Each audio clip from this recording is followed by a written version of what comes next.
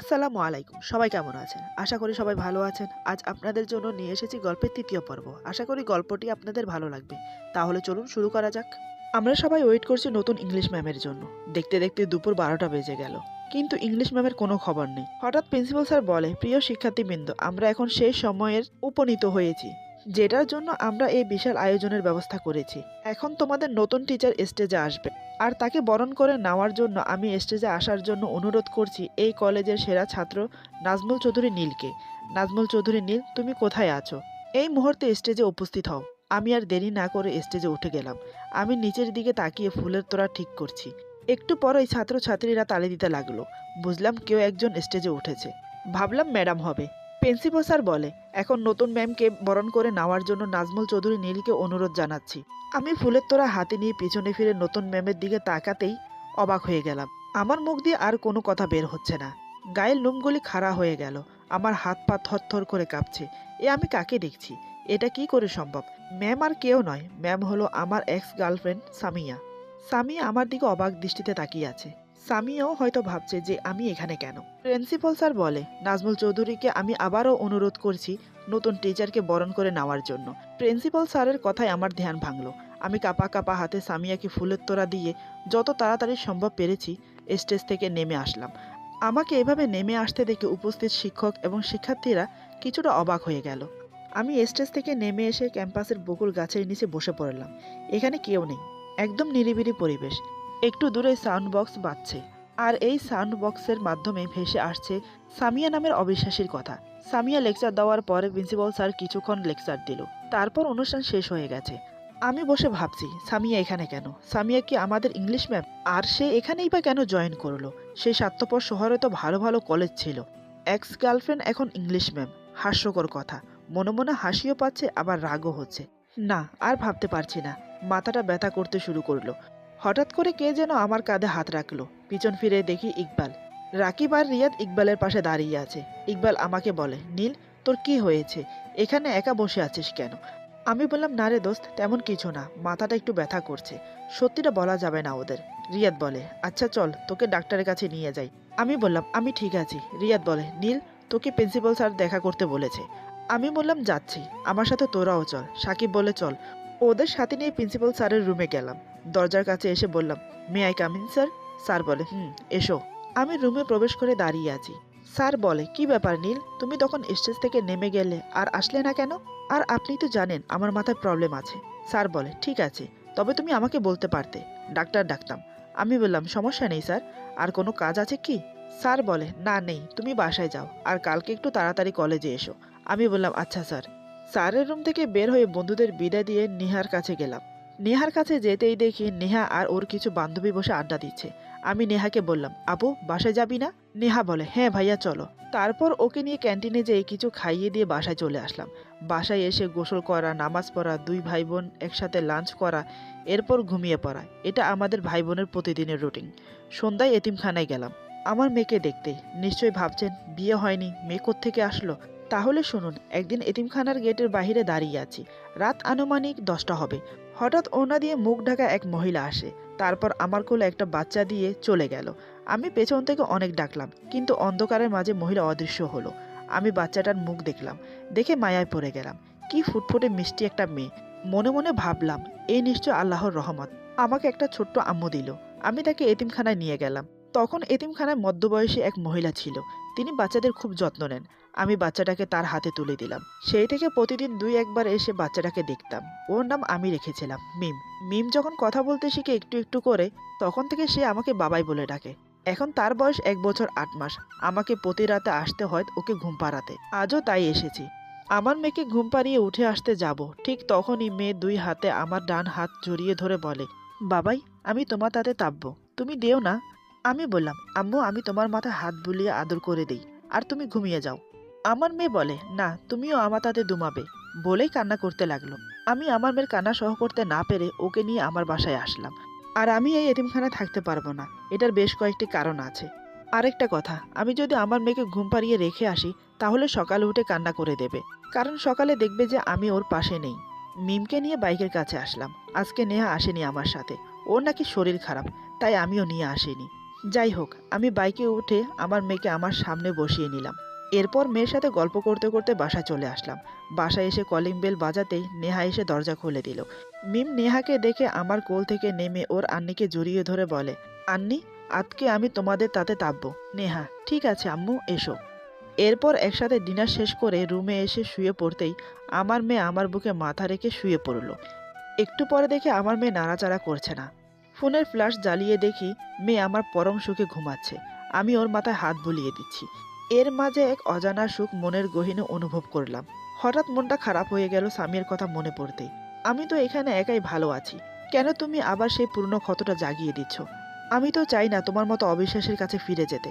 আমি তো এখানে একটা বোন আর একটা টুকটুকে মেয়ে পেয়েছি, তোমাদেরকে আর আমি চাই না। মা বাবার কথা ভাবতে বালিশটা ভিজে গেল। এক সময় ঘুমিয়ে পড়লাম। সকালে মিম বলে, বাবাই, ও বাবাই, ও তো ততালয়েতে। আমি বললাম, আম্মু, উঠছি। উঠে ফ্রেশ হয়ে তিনজন নাস্তা করলাম। নাস্তা করার সময় নেহা বলে, ভাইয়া, আজকে আমার আম্মুটাকে কলেজে নিয়ে চলো। আমি বললাম, ঠিক আছে। আজ আমরা তিনজন কলেজে গেলাম। কলেজে গিয়ে মেয়ে বায়না করে আইসক্রিম খাবে, তাই ক্যান্টিনে গিয়ে আইসক্রিম কিনে দিলাম। তারপর বলে এখানে বসে আইসক্রিম খাবে, তাই আমরা একটা টেবিলে বসে পড়লাম। আমরা তিনজন এমন একটা টেবিলে বসে আছি যেখান থেকে কলেজের ক্যাম্পাস থেকে শুরু করে গেটের সব ছাত্রছাত্রী, শিক্ষক শিক্ষিকা অনায়াসে আমাদেরকে দেখতে পারবে। আমি মনোযোগ দিয়ে মেয়ের খাওয়া দেখছি। বাহ, ভালোই তো সংসার শুরু করেছো। হঠাৎ করে কথাটা পিছন থেকে কে যেন বলল। পিছনে ফিরে দেখে তো আমার হাত পা অবশ হয়ে গেল, কারণ পিছন থেকে সামিয়া এই কথা বলছে।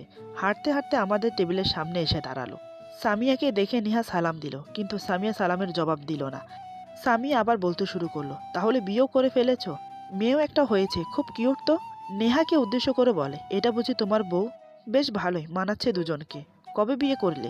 সামিয়ার কথা শুনে নেহা আর আমি অবাক হলাম। ওর কথাগুলো শুনে বোঝা যাচ্ছে সে খুব কষ্টে কথাগুলো বলল। তাহলে কি সামিয়া আমাকে ভালোবাসে? না না, এ হতে পারে না। আমি চুপ করে এসব ভাবছি। আবার সামিয়া বলে, কি হলো, বললে না যে কবে বিয়ে করেছো? নেহা এবার বলতে লাগলো, ম্যাম, আপনার কোথাও ভুল হচ্ছে। সামিয়া বলে, কোথায় ভুল? তোমাদের পারিবারিক কথা জিজ্ঞেস করা? নেহা বলে, না ম্যাম, আপনি যা ভাবছেন তা নয়। উনি আমার হাজব্যান্ড না, উনি আমার ভাইয়া। আমাকে রাস্তা থেকে তুলে এনে বোনের মর্যাদা দিয়েছে। সামিয়া নেহার কথা শুনে আকাশ থেকে পড়ল। তারপরও নিজেকে স্বাভাবিক করে বলে, তাহলে এই বাচ্চাটাকে? নেহা বলে, ভাইয়ার একটি এতিমখানা আছে, আর সেখানে। আমি আর নেহাকে বলতে না দিয়ে বললাম, আহা নেহা, চুপ কর। আমাদেরকে দেখে কে কি ভাবলো তাতে আমাদের কোনো মাথা ব্যথা নেই। আরেকটা কথা, তুই আমার কুড়িয়ে পাওয়া বোন না, তুই আমার আপন বোন। মিম আমার মেয়ে। কোত্থেকে এসেছে, কি করে এসেছে, কেমন করে এসেছে, কাউকে কৈফিয়ত দিতে বাধ্য নই। চল ক্লাসে যাবি। এই বলে আমরা তিনজন চলে আসি। তারপর মেয়েকে নিয়ে আমার ক্লাসে গেলাম। প্রথম ক্লাস করলাম। দ্বিতীয় ক্লাস নাকি ইংলিশ হবে। একটু পর প্রিন্সিপাল স্যারের সাথে সামিয়া ক্লাসে ঢুকলো। সরি, এখন তো আর সামিয়া বলা যাবে না, এখন ম্যাম বলতে হবে। ক্লাসে ঢুকেই স্যার পরিচয় করিয়ে দিলেন। প্রিন্সিপাল স্যার যাওয়ার সময় বলে গেল, সামিয়া, তোমার যদি কোনো সমস্যা হয় তাহলে নীলকে বলো। সে হলো এই কলেজের ফার্স্ট বয়। এই বলে চলে গেল। এরপর সামিয়াও কিছু বলল। তবে আমি একটা বিষয়ে অবাক হলাম, আর তা হলো সামিয়া নাম বলার সময় বলল, আমার নাম মিস সামিয়া, তার মানে সিঙ্গেল। আহা, সে সিঙ্গেল হোক আর মিঙ্গেল হোক তা আমার দেখার বিষয় না। স্যারের কথা শুনে খুব খারাপ লাগলো। আমার কথা কেন তাকে বলতে হবে? আমি ছাড়া কি আর কেউ নেই? তবে এটা যদি অন্য কোনো টিচারের জন্য বলতো তাহলে আমার মনে আনন্দ জাগতো, কিন্তু সামিয়ার জন্য আনন্দটা বেদনায় পরিণত হয়েছে। কেননা আমি আর চাই না ওর মতো অবিশ্বাসীর মায়ায় নিজেকে জড়াতে। যাই হোক, এবার ইংলিশ ম্যাম তার নিজের পরিচয় দিতে লাগলেন। নিজের পরিচয় দেওয়ার পর তিনি ছাত্রছাত্রীদের পরিচয় নিচ্ছেন। এবার আমার পালা। ম্যাম কাছে এসে জিজ্ঞাসা করে, এই ছেলে, তোমার নাম কি? আমি কিছুটা অবাক হলাম। আমার নাম জানার পরেও জিজ্ঞেস করছে, হয়তোবা ভুলে গেছে আমার মতো চরিত্রহীনের কথা। এসব ভাবতেছি, তখন আবার বলে, কি হলো, নাম বলো। আমি নিচের দিকে তাকিয়ে বললাম, মোহাম্মদ নাজমুল চৌধুরী নীল। তবে কেউ চরিত্রহীন উপাধিও দিয়েছিল। আমার কথা শুনে ম্যাম কিছুটা অনুশোচনা বোধ করলো। ম্যাম বলে, তোমার গার্লফ্রেন্ড আছে? ম্যামের প্রশ্ন শুনে আমি সহ ক্লাসের সকল ছাত্রছাত্রী অবাক হয়ে গেলাম। এই প্রশ্ন কাউকে করেনি, শুধু আমাকে করেছে। আমি বললাম, ছিল, কিন্তু এখন নেই। ম্যাম বলে, নেই কেন? আমি হেসে বললাম, জানতে চাচ্ছেন নেই কেন? তাহলে শুনুন, একটা মেয়েকে আমি খুব ভালোবাসতাম। সে ছিল একজন অবিশ্বাসী। ম্যাম বলে, কি, আমি অবিশ্বাসী? একদম রেগে বলে। ম্যামের এমন আচরণ দেখে ছাত্রছাত্রীরা কিছুটা আশ্চর্য হয়ে গেল। ইকবাল আমার পাশেই বসেছিল। ইকবাল বলে, ম্যাম, আপনি রেগে যাচ্ছেন কেন? ম্যাম কিছুটা অপমান বোধ করলো। আমি আবার বলতে শুরু করলাম, কারণ আজকে আমি সামিয়াকে বলতে চাই তার প্রতি আমার জমানো অভিমানের কথাগুলো। আমি বললাম, বলতে গেলে সে ছিল আমার বর্তমান, সে ছিল আমার ভবিষ্যৎ। তাকে ছাড়া আমি অন্য কোনো মেয়ের প্রতি চোখ তুলে তাকাইনি। সে আমাকে ভালোবাসতো কিনা জানি না, তবে আমার প্রতি তার বিশ্বাসটা ছিল খুবই ক্ষুদ্র পরিমাণের, যেটার দ্বারা আমার জন্য তার ভালোবাসাটাকে টিকিয়ে রাখতে পারেনি। কোনো এক অপবাদে সে আমাকে চরিত্রহীন উপাধি দেয়। সেই থেকে আমি আর কোনো মেয়েকে বিশ্বাস করিনি। যদি এই মেয়েও আমাকে সেই অবিশ্বাসী প্রতারকের মতো চরিত্রহীন উপাধি দেয়। এক নিঃশ্বাসে নিচের দিকে তাকিয়ে বলে দিলাম, ম্যাম আমি বসতে পারি কি? ম্যাম নরম সুরে বলে, বসো। ম্যাম তার চেয়ারে যেয়ে বসতেই আমার মেয়ে বলে, বাবাই এটা তোমার তে হয়? আমার মেয়ের কথা শুনে তো আমি বোকা বনে গেলাম। কি বলবো আমার মেয়েকে? এসব ভাবতে রিয়াদ বলে, মামুনি এটা তোমার বাবার ম্যাম হয়। যাক বাঁচলাম। শালা রিয়াদ, তুই তো আর জানিস না ভাই, এটা আমার সেই এক্স গার্লফ্রেন্ড। সামিয়ার ক্লাসটা কোনো মতো শেষ করলাম। ক্লাসের সময় বারবার সামিয়া আমার দিকে তাকাচ্ছিল, আর আমি আর চোখে তা দেখছি। ক্লাস শেষ করে আমরা বাসায় চলে আসি। ওইদিকে সামিয়া ভাবছে, আসলেই কি নীল নিপোলের সাথে এরকম কাজ করার চেষ্টা করেছিল? আর নীল এখানে কেন? না, এটার রহস্য আমাকে বের করতে হবে। এটা জানার জন্য আমার নেহাকে জিজ্ঞাসা করার প্রয়োজন। কালকে কলেজে যেয়ে জিজ্ঞাসা করব। পরের দিন কলেজে সামিয়া নেহাকে খুঁজতে থাকে। একসময় পেয়েও গেল। সামিয়া বলে, নেহা তোমার সাথে আমার পার্সোনাল কথা আছে। নেহা বলে, জি ম্যাম বলুন। সামিয়া বলে, নেহা তোমার ভাইয়ার সম্পর্কে আমাকে কিছু বলবে? নেহা অবাক হয়ে বলে, আমার ভাইয়ার সম্পর্কে কি জানতে চাইছেন আপনি? সামিয়া বলে, এখানে নয়, তুমি আমার অফিস রুমে এসো। নেহা বলে, আচ্ছা ম্যাম চলুন। এরপর অফিস রুমে এসে সামিয়া বলে, আচ্ছা নেহা, আমার জানা মতে তোমার ভাইয়ের কোনো বোন নেই, তাহলে? সামিয়াকে আর বলতে না দিয়ে নেহা বলে, আপনি জানতে চাচ্ছেন আমি তাহলে কোত্থেকে আসলাম? আপনি ঠিকই ভেবেছেন, আমার ভাইয়া আমাকে একটা হসপিটাল থেকে নিয়ে এসে বোনের মর্যাদা দিয়েছে। সামিয়া বলে, ও তোমার ভাইয়ের মা বাবাকে? নেহা বলে, আমার ভাইয়ার বাবা হলেন এই দেশের টপ বিজনেসম্যান। তার একটি হসপিটাল ও এতিমখানা, কয়েকটি ফ্যাক্টরি আছে। আজ থেকে প্রায় 1.5 বছর আগে ভাইয়ার বাবা মৃত্যুবরণ করে, আর সেই সময় থেকে ভাইয়া এসবের দেখাশোনা করে। সামিয়া বলে, তুমি কবে থেকে তোমার ভাইয়ের সাথে আছো? নেহা বলে, 1 বছরেরও বেশি থেকে। কিন্তু ম্যাম আপনি এসব কেন জানতে চাইছেন? সামিয়া বলে, না তেমন কিছু নাই, এমনি। নেহা বলে, কি ব্যাপার ম্যাম, সামথিং সামথিং নাকি? সামিয়া বলে, বেশি পেকেছ। নেহা বলে, আপনার যদি সাহায্যের প্রয়োজন হয় তাহলে আমাকে বলবেন। আর জানেন ম্যাম, আমার ভাইয়া খুব ভালো, এরকম একটা ভাই পেয়ে আমি খুশি। সামিয়া বলে, আমারও তো মনে হয় তোমার ভাইয়া খারাপ নয়। তারপরও সেদিন কেন যে এরকম ব্যবহার করতে গিয়েছিলাম বিড়বিড় করে বলে। নেহা বলে, ম্যাম কিছু বলছেন? সামিয়া বলে, না তুমি যাও, সাহায্য লাগলে বলবো। আর তোমার ফোন নাম্বার দাও। নেহা বলে, আচ্ছা ম্যাম। ফোন নাম্বার দিয়ে বলে, আসি তাহলে ম্যাম। সামিয়া বলে, আচ্ছা যাও। নেহা চলে যাওয়ার পর সামিয়া ভাবছে, নেহার কাছে তো কিছুই জানতে পারলাম না, তবে নীলের বাবা কে, কিভাবে আসলো এখানে, এটা জানতে হবে। এটা জানার জন্য এমন কারোর কাছে যেতে হবে যে নীলের ব্যাপারে সবকিছু জানে। হঠাৎ প্রিন্সিপাল স্যারের কথা মনে পড়ে, কারণ শুনেছি নীল এই কলেজে 3 বছর আগে ভর্তি হয়েছে। প্রিন্সিপাল স্যার নিশ্চয়ই কিছু জানবে। সামিয়া আর দেরি না করে প্রিন্সিপাল স্যারের রুমে গেল। সামিয়া বলে, may I come in sir? Sir বলে, ইয়েস, আসো মিস সামিয়া। সামিয়া বলে, স্যার আপনার সাথে জরুরি কথা ছিল। স্যার বলে, বলো। সামিয়া বলে, স্যার নীল কবে থেকে এখানে পড়াশোনা করছে, আর ওর বাবাকে? স্যার বলে, কেন, তা জেনে তুমি কি করবে? সামিয়া বলে, আমার খুব প্রয়োজন, বলুন স্যার। স্যার বলে, তাহলে শোনো। তারপর সব বলে। সামিয়া বলে, ঠিক আছে স্যার, তাহলে আমি আসি। স্যার বলে, ঠিক আছে যাও। সামিয়া নিজের রুমে এসে ভাবতে লাগলো, সব ক্লিয়ার, এখন শুধু আমাকে জানতে হবে নীল কি সত্যি নিপোলের সাথে। না না, আমার মন বলে নীল এরকম কিছু করেনি। এটা জানতে হলে আমাকে আবার রাজশাহীতে যেতে হবে, নীলের মা বাবার কাছে। সামি আর দেরি না করে প্রিন্সিপাল স্যারের রুমে গিয়ে 2 দিনের ছুটি চাইলো।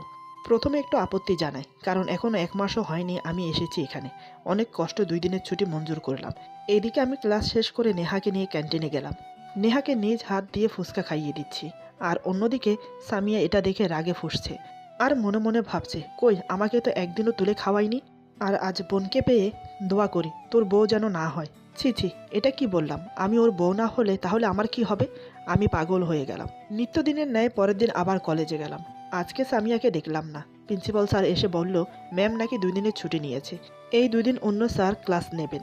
উফ বাবা, বাঁচলাম এই 2 দিন।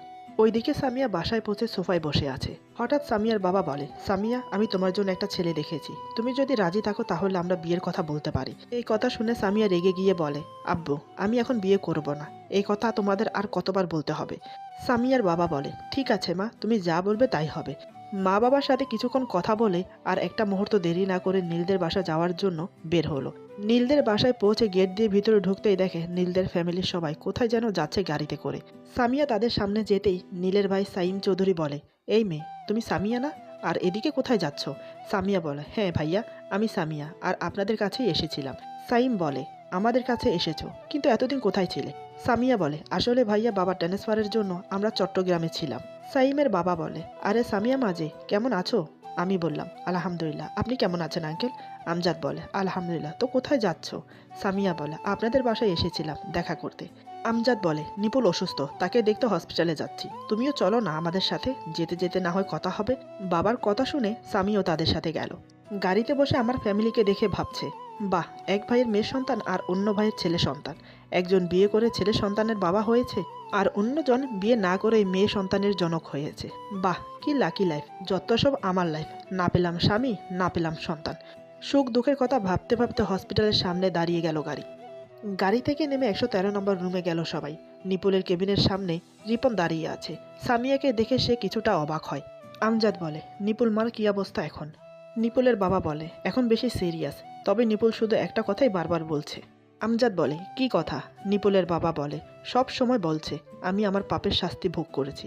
সামিয়া নিপুলকে বলে, নিপুল, আমি তোমাকে যা প্রশ্ন করব তার সঠিক উত্তর আমাকে দেবে কি? নিপুল বলে, কি প্রশ্ন আপু? সামিয়া বলে, আগে প্রমিস করো বলবে। নিপুল বলে, ঠিক আছে আপু, প্রমিস করলাম। সামিয়া বলে, নীল কি তোমাকে সত্যি রেপ করতে চেয়েছিল? সামিয়ার প্রশ্ন শুনে নীলের আম্মু অবাক হয়ে সামিয়ার দিকে তাকিয়ে আছে, কিন্তু নিপুল কি বলবে তা ভেবে পাচ্ছে না। নিপুল চুপ করে আছে দেখে সামিয়া বলে, কি হলো বলো? নিপুল মুচকি হেসে সামিয়াকে বলে, বলবো, তার আগে আপনি সবাইকে এই রুমে আসতে বলেন। সামিয়া আর দেরি না করে কেবিনের বাইরে গিয়ে সবাইকে ডেকে নিপুলের কেবিনে নিয়ে আসলো। আর এদিকে নীলের আম্মু চিন্তায় পড়ে গেল। সবাইকে রুমে ঢুকতে দেখে নিপুল ওঠার চেষ্টা করছে, কিন্তু পারছে না। অবশেষে শুয়ে থেকে বলতে লাগলো, আব্বু, তুমি আমাকে বারবার জিজ্ঞেস করতে না যে আমি কিসের পাপের কথা বলছি? তাহলে শোনো, তবে শোনার পরে আমাকে ভুল বুঝলে চলবে না। এরপর নিপুল নীলের সাথে কলেজ থেকে শুরু করে বাড়ি থেকে বের করে দেওয়া পর্যন্ত যা কিছু হয়েছে সব কিছু বলল। নিপুলের কথা শুনে নীলের আম্মু অজ্ঞান হয়ে পড়ে। আমজাদ চৌধুরী আর সাইম চৌধুরী কান্নায় ভেঙে পড়ল। নিপুলের বাবা নিপুলের কথা শুনে মারতে যাবে, তখনই সাইম চৌধুরী এসে বাধা দিয়ে বলে, আঙ্কেল কি করছেন? নিপুল অসুস্থ। নিপুলের বাবা বলে, তুমি আমাকে ছেড়ে দাও, ওকে আমি মেরেই ফেলবো। ওর একটা মিথ্যে অপবাদের জন্য একটা নিষ্পাপ ছেলে তার পরিবারকে ছেড়ে চলে যেতে বাধ্য হয়েছে। তারপর নিপুল সবার কাছে হাত জোর করে ক্ষমা চায়। আমজাদ চৌধুরী পরে আসবে বলে বাসায় চলে যায় সহপরিবার নিয়ে, সাথে স্বামীও গেল। আমাদের বাসা থেকে নিজের বাসায় এসে নিজের রুমে গিয়ে দরজা বন্ধ করে দিয়ে কান্না করতে লাগলো। আবার আগের মতো খাওয়া দাওয়া বাদ দিয়েছে। শুধু এটাই চিন্তা, নীল আমাকে মাফ করে দেবে তো? এভাবে কেটে গেল বিকেলবেলাটা। এখনও স্বামীর রুমে আছে।